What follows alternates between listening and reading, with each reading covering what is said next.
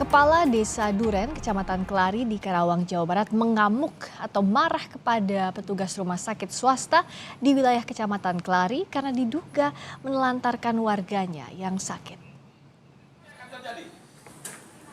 Hah? Apa kamu pelayanan di rumah sakit? Hah?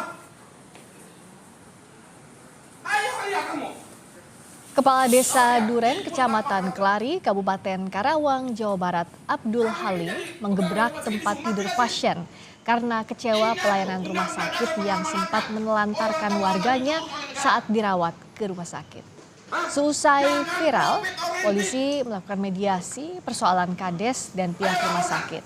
Rumah sakit membebaskan biaya pengobatan dan perawatan pasien, mencabut jaminan pasien dari rumah sakit.